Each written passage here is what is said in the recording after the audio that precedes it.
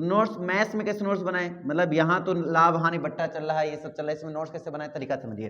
जैसे हमने पढ़ाया नंबर सिस्टम पढ़ाया, ठीक है, आपको मैंने नंबर सिस्टम पढ़ाया, तो नंबर सिस्टम में आपने देखा होगा टाइप चलते हैं। जैसे पहले हमने पढ़ाया कि शेषफल कैसे निकालें, ठीक है, शेषफल में बताया, तो शेषफल में हमने 5 प्रकार के क्वेश्चन बताए शेषफल। तो आप डालोगे नंबर सिस्टम बड़ा सा, ठीक है, उसमें लिखोगे टाइप फर्स्ट, टाइप में लिखोगे शेषफल कैसे निकाले ना। अब उसमें आ जाएगा पहला 1, इसमें रहेगा पार्ट 1 पार्ट 2, ऐसा बोल सकते हो पार्ट, इसको टाइप ना डालो, इसको पार्ट डालो, टाइप नीचे डाल देना, पार्ट डाल दो कि पार्ट में आया, पहला पार्ट क्या है इसका, शेषफल कैसे निकालें, या शेषफल डाल देना। अब उसमें आएगा टाइप फर्स्ट, टाइप फर्स्ट में आएगा कि हाँ अगर कोई संख्या गुणे में लिखी हुई है तो उनका शेषफल कैसे निकालें, उनका फॉर्मूला अगर है तो, नहीं है तो एक मेथड, जो भी क्वेश्चन हम बताते हैं उसका एक मेथड होता है, ठीक है, और सभी क्वेश्चन उसी मेथड पे बेस होते हैं, तो उसका एक मेथड लिख लो, एक दो क्वेश्चन और समझने के एक क्वेश्चन और लगा लो, बस इसके अलावा दूसरा क्वेश्चन लगाने की जरूरत नहीं है। उसके बाद प्रैक्टिस अलग कॉपी में करो, आपकी ये नोट्स है।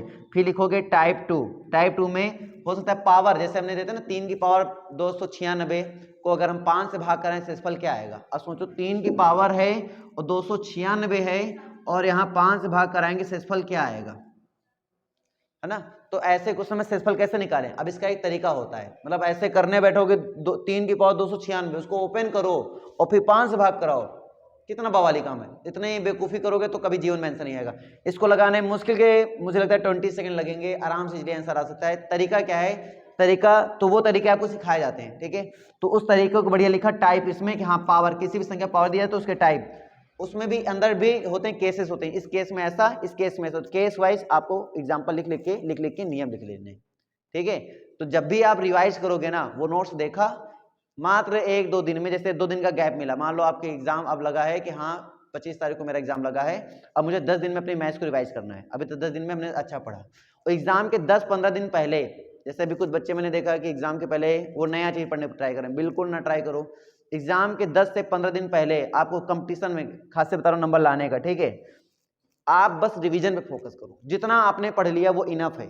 जो आप 6 महीने में नहीं पढ़ चुके हो, अब वो आप 2-3 दिन में क्या पढ़ लोगे, पढ़ोगे तो कंफ्यूजन आएगी।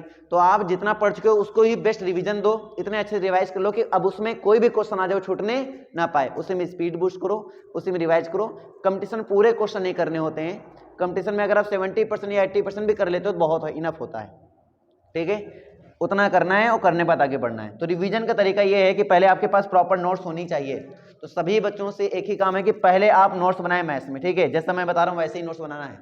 तो हर टाइप वाइज आपको एक एग्जाम्पल के साथ में नोट्स बना लोगे, हर एक चैप्टर किस तरह बनाना है। मान लो लाभ हानि हम बट्टा पढ़ा रहे हैं, तो लाभ हानि बट्टा में हर क्वेश्चन लगभग को रिलेटेड है, तो आपको पता चल रहा है कि जैसे मैंने इस टाइप में बताया, तो आपने देखा हर टाइप का क्वेश्चन खाली घुमाता है लेकिन आंसर लास्ट में उसी तरीके से आता है।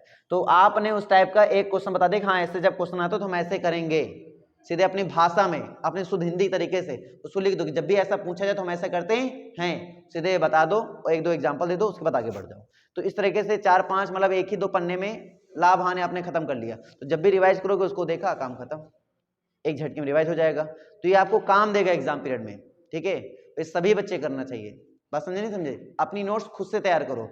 अब हिंदी में कैसे तैयार करें, हिंदी भी सेम ऐसे ही तैयार करनी है और जीएस भी सेम ऐसी तैयार करनी है। जीएस में सब कुछ पूरी कहानी नहीं लिखनी है, पॉइंट वाइज नोट्स बनानी है, माइंड मैप जरूर बनाओ। जैसे आज हम पढ़ने वाले हैं मुगल शासक के बारे में पढ़ने वाले हैं, तो मुगल शासक हमारा मेन पॉइंट है मुगल शासक, उसके जितने भी पॉइंट है कि मुगल शासक में पहले मेन कहां से स्टार्ट हो रहा है, किसके शासन से मुगल शासन स्टार्ट हो रहा है, उसका नाम लिखा, फिर कनेक्ट करते हुए एक ग्राफ बनाते हुए सन के साथ में लिख लो, उसको बोलते हैं माइंड मैप। एक पेज में कर लिए माइंड मैप बनाओ, उसके बाद में उससे रिलेटेड जो थ्योरी होती है, पॉइंट वाइज थ्योरी, वो अगले चैप्टर से लिखो। ये होता है जीएस में तरीका नोट्स बनाने का। समझ में आ रही नहीं आ रही, पूरी कहानी नहीं छापनी होती, और जो इंपॉर्टेंट पॉइंट्स हो जाए तो उसको हाईलाइटर से बाद में क्या कर दो, हाईलाइट कर दो। अब वो तुम रिवीजन में काम देगा। रिवीजन में तुम पूरी कहानी कैसे रिवाइज, पूरी किताब थोड़ी रिवाइज करने बैठोगे। फर्स्ट टाइम आपको चाहे जितना अच्छा यहाँ पढ़ा जाए, चाहे जितना अच्छा पढ़ा दिया जाए, मैं हमेशा बोलूंगा कितना भी अच्छा पढ़ाया जाए, आपको चाहिए क्या, आप उठाएं अपनी किताब, जो भी एक रेफरेंस बुक लेकर बैठे, जरूर पढ़ें उसको, और किताब से कहानियां जरूर पढ़ें। जो आप कहानियां पढ़ोगे ना वो आपके माइंड में बहुत जल्दी से होती है, ठीक है। आप कनेक्टिविटी किताब से, आपकी जो रिलेशन और संबंध होते हैं ना आपकी किताब से, वो बन पाते हैं, अच्छे हो पाते हैं। और किताबों से जितना अच्छे संबंध होंगे ना आपके, उतना ही आप लाभ में आगे बढ़ोगे, ठीक है। जीएस में ये पॉइंट समझ में आया, जीएस में कैसे नोट्स बनानी है। जैसे अभी हमारे चंद्रगुप्त मौर्य के बारे में पढ़ रहे हैं, तो चंद्रगुप्त मौर्य की कहानी कहाँ से स्टार्ट हुई, किस सन से स्टार्ट हुई, उधर वो सन डाला, फिर उससे किस किस शासन से उसका कहाँ का झगड़ा हुआ, उसी में लाइन खींच के पूरा माइंड मैप तैयार कर लिया।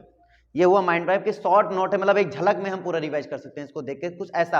अब वो तभी बना पाओगे जब पूरी चंद्रगुप्त के बारे में तुमने पढ़ लिया हो अच्छे से।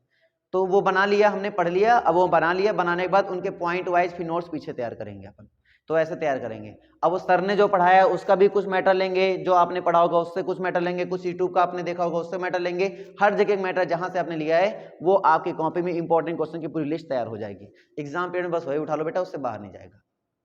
ये होता है बेस्ट रिवीजन करने का तरीका। और ऐसे आप अब जैसे ये बच्चे हैं, जैसे हम कोई भी हम लोग रिवीजन बेस्ट रिवीजन कराने का प्रयास करते हैं, सुपर फास्ट रिवीजन कराते हैं, लेकिन सुपर फास्ट रिवीजन में सब कुछ नहीं इंक्लूड हो पाता है। अब आपने जो पढ़ा है वो सारी बातें आपने पढ़ी भली थी, लेकिन वो धुंधली हो जाती हैं, छूट जाती है कहीं ना कहीं, तो तैयारी फिर नहीं हो पाती वो जो तैयारी होनी चाहिए। तो सभी के पास जब एक प्रॉपर नोट्स रहेगी ना, तब आप मजे से तैयारी कर सकते हो। बात समझे नहीं समझे, पानी लग हुआ। और यही सेम रीजनिंग तो बहुत ही आसान होती है, रीजनिंग में तो और बढ़िया अच्छे से नोट्स तैयार कर सकते हो। रीजनिंग में तो बढ़िया टॉपिक है, उसका एक मेथड होता है, फॉलो करो, पूरे चैप्टर में फॉलो हो जाता है, उठा लो कर लो। तो रीजनिंग भी नोट्स बना लीजिए, हर एक उसका एक प्रॉपर नोट्स होनी चाहिए। क्या ये बात सबको क्लियर है? और सब लोग करो बेटा ने तैयारी पे, तो ऐसे गधों की तरह तैयारी करने से कोई मतलब नहीं है, रिवीजन करने का एक तरीका होना चाहिए, है ना।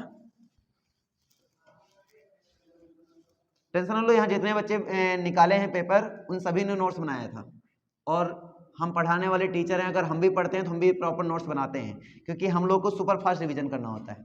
हम जैसे गेट का एग्जाम देने जाते हैं, तो गेट के एग्जाम में एक दो किताबें नहीं होती हैं, 10-15 किताबों को सीधे संग्रह होता है, और मात्र 3 दिन के अंदर हम पूरी 15 किताबें रिवाइज कर सकते हैं। कैसे? एक प्रॉपर नोट्स होगी तभी तो रिवाइज कर पाएंगे, किताबों से तो रिवाइज कभी जीवन में नहीं कर पाएंगे। बात नहीं समझे? किताबों से शुरुआत में पढ़ने में अच्छा लगता है, लास्ट में फिर हमें नोट्स ही रिवाइज करनी पड़ती है, जो कि शॉर्ट टाइम में क्विकली रिवीजन हमें दे सके। ठीक है, सबको समझ में आ गई भाई साहब? इधर बनाया तुमने नोट्स? चलो बनाओ, बिना नोट्स के कुछ नहीं होगा। ठीक है, अब आते हैं तुम्हारे क्वेश्चन में। तो सभी लोग बेटा इतना करो, आप लोग सभी काम हमने बताया आपको, पर डे आपको बेटा ये होमवर्क वाला काम करना है, चाहे हम कॉपी देखें चाहे ना देखें, आपको करना है, तभी कंपटीशन निकलेगा, नहीं निकलेगा नहीं, है ना। आपने खुद सोचो कि कंपटीशन लाखों बच्चे फॉर्म डालते हैं, लेकिन निकालते हैं कुछ 1000 बच्चे। ठीक है, वो 1000 बच्चे वो होते हैं जो हर चीज को बराबर फॉलो कर रहे होते हैं, बाकी लाखों बच्चे खाली भीड़ बनाने के लिए होते हैं। तो आप खुद डिसाइड करो, हमें भीड़ बनाने वाले में इकट्ठा होना है या जो एग्जाम निकाल के बैठने वाले होते हैं उनमें इकट्ठा होना है। आप अपनी प्लेस खुद डिसाइड कर लो, जैसा तुम काम करोगे वैसे तुम्हारा स्थान बनेगा। ठीक है, तुम पढ़ाई में अगर नालायकी दिखाओगे तो तुम्हारे साथ भी नालायकी ही होगी। समझ में आ रही है? समझ में आ गया हीरो? बाकी आप लोग को चॉइस है, जैसा चॉइस रखोगे वैसा ही होगा। और दुनिया के किसी भी कोने में चले जाओ, पढ़ाई ऐसे ही होने वाली है, आपको लास्ट में खुद से ही मेहनत करनी पड़ेगी। ठीक है।